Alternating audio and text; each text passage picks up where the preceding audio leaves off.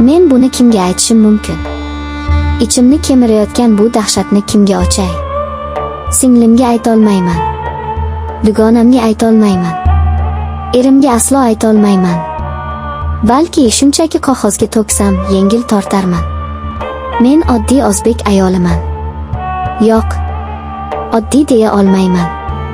Endi oddiy emasman. Men iflosman. Men xoinman. Va men qo'rquvdan nobud bo'lyapman. Erim Botir. U yaxshi odam. Haqiqatdan ham yaxshi. Mehnatkash, kamgap, oilam deb yonib kuyadi. Lekin u meni ko'rmaydi. Men uning uchun uyimdagi chiroyli bir guldonman xolos. Suv quyadi, changimni artadi, lekin men bilan gaplashmaydi. Mening ichimda nima kechayotgani unga qiziq emas. Balki u shunchaki charchagandir. Bilmayman. Men ishlayman. Katta bir idorada hisobchiman. Raqamlar, zerikarli raqamlar. Hayotim xuddi shu raqamlar kabi bir tekis, rangsiz edi. Tong ish, uy, kechki ovqat. Keyin u paydo bo'ldi. Sardor.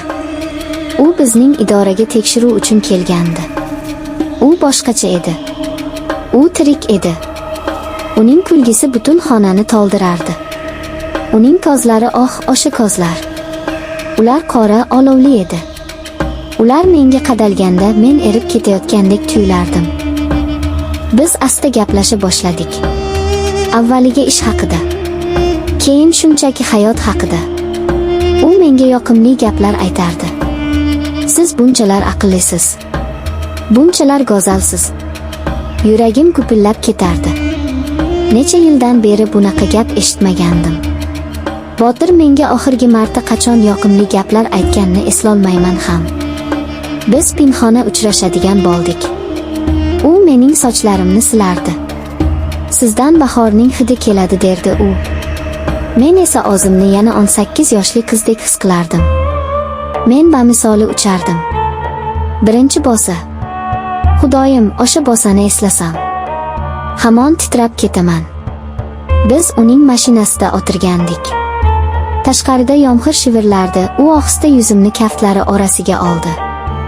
Bizning sevgi hikoyamiz boshlandi. Bu olov edi. Bu aqldan ozish edi. Men Botirga yolg'on gapira boshladim.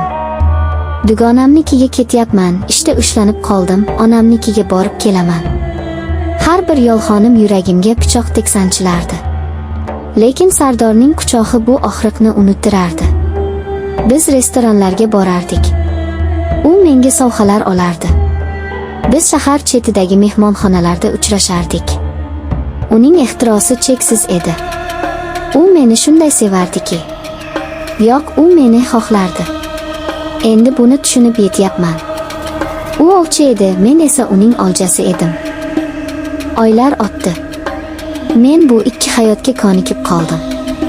Bir tomonda sodda, mehribon, lekin zerikarli erim Botir. Ikkinchi tomonda xavfli, ehtirosli, hayotimga rang olib kirgan Sardor. Men ikkisini ham yo'qotishni xohlamasdim. Qanchalik jirkanch eshitilmasin, bu haqiqat edi. Ammo vaqt o'tib ehtiroslar sona boshladi. Uning o'rnini qo'rquv egalladi. Telefonim jiringlasa cho'chib tushardim. Erim Botir telefonimga qarasa, yuragim to'xtab qolay derdi. Keyin o'sha noxush hodisa yuz berdi. Biz yana o'sha mehmonxonada edik. Menda aybdorlik hissi yana bosh ko'tara boshlagandi. Sardor, biz hammasini to'xtatishimiz kerak dedim men. Men boshqa bunday yashay olmayman. Uning yuzi bir zumda o'zgardi. O'sha mehribon, kulib turgan ko'zlar muzdek toshga aylandi. Nima deding, dedi u sovuq ohangda. Men charchadim. Keling, hammasini tugataylik yaxshilikcha. U kuldi. Qahqah otib kuldi. Bu kulgi qo'rqinchli edi. Tugatmoqchimisan? Shunchaki xayr deb ketmoqchimisan? U menga yaqinlashdi. Men orqaga tisarildim. Men seni sevdim, Laylo. Sen esa meni o'yinchoq qildingmi? Yo'q, aslo deya baqirdim men. Lekin men erli ayolman. Bu noto'g'ri. Shunda u birdan qo'limdan qattiq tortdi. Bilagim zirqirab ketdi. Men bilan 1,5 yil yotganingda noto'g'ri emasmidi? Eringning yuziga kulib qarab, kechalari men bilan uchrashganingda noto'g'ri emasmidi? Uning ovozi balandlab borardi. Men qo'rqib ketdim. Iltimos, Sardor, qo'yib yubor. Og'riyapti. U qo'limni yanada qattiqroq siqdi. Sen endi mendan qutula olmaysan, tushundingmi? Sen menga tegishlisan. Faqat menga. O'shanda men birinchi marta undan qo'rqdim.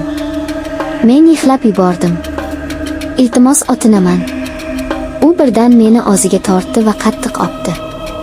Bu bosa emas, bu hujum edi. O'sha kuni men o'z sevgilim tomonidan zo'rlanganimni his qildim.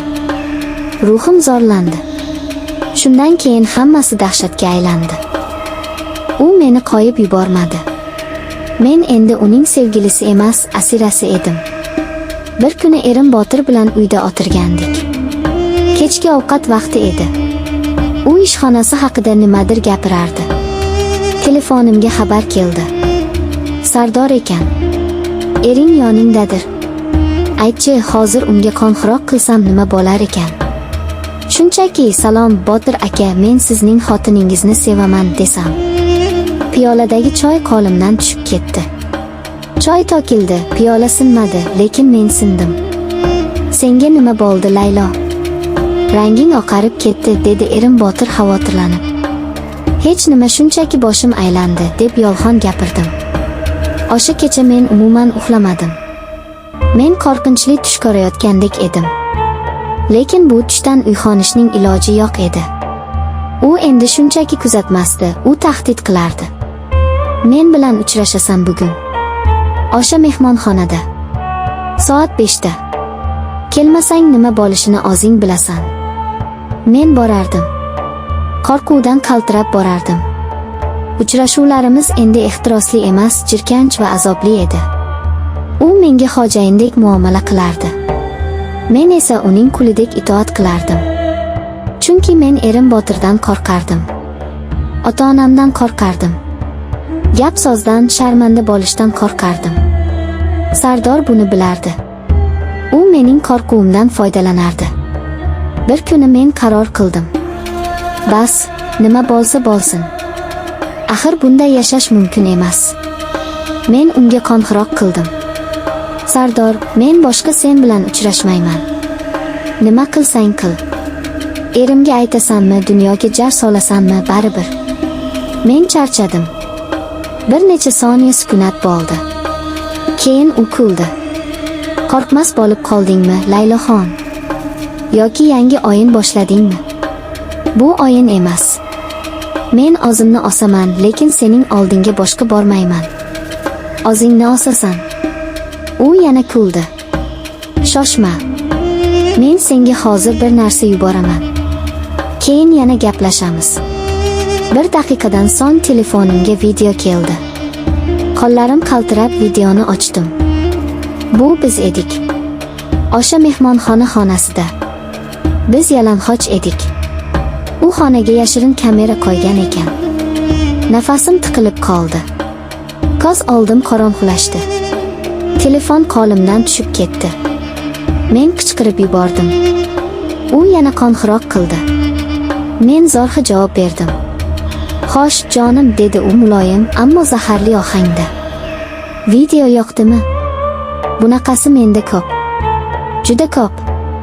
Endi tasavvur qil, shu videolar Botirjoningning telefoniga tushsa. Yoki otangni. Yoki ishxonangdagi hamkasblaringni guruhiga tashlasam. Men xo'ngrab yig'lardim. Endi tushundingmi, Laylo? Sen hech qayoqqa ketmaysan. Sen meniksan. Men seni qachon xohlasam chaqiraman. Sen esa itdek yugurib kelasan. Tushundingmi? Shu kundan boshlab men o'likka aylanganman. Men yuradigan murdaman. Men nafas olaman, ovqatlanaman, Botirga jilmayaman, ishga boraman. Lekin ichim bombosh.